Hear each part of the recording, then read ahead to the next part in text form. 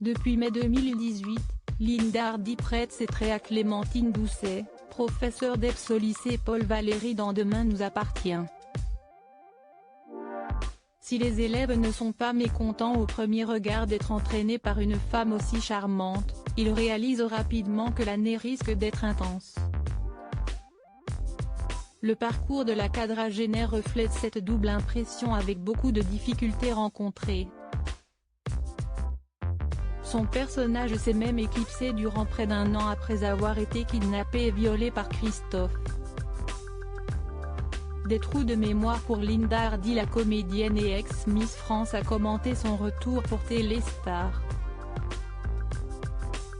S'il était prévu que son retour se fasse bien plus rapidement avant que celui-ci ne soit avorté par la crise sanitaire, Linda Hardy n'a jamais douté de reprendre un jour les plateaux de tournage. Les acteurs sont de grands angoissés.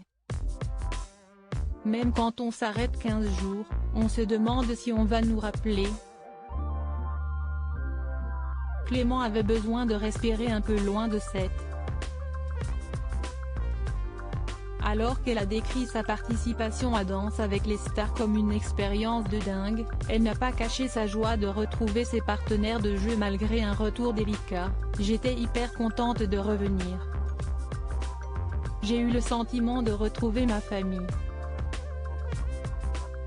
En revanche, j'ai été surprise de constater que j'avais subitement du mal à apprendre mes textes.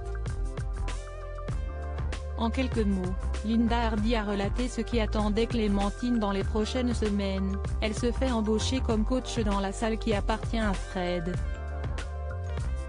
Sur place, elle fait la connaissance de Sacha, un autre coach.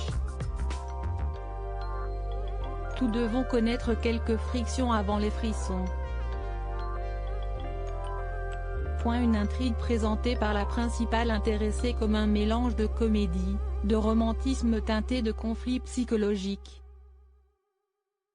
Un Sacha peut en cacher un autre ces derniers jours. Cette a accueilli Sacha, frère de Tristan et coach sportif. Il est interprété par Renaud Roussel, qui a tenu le rôle du sadique Arnaud Mougin dans Plus belle la vie et dont le pire ennemi se prénommait Sacha. L'univers des feuilletons télévisés n'est décidément pas épais.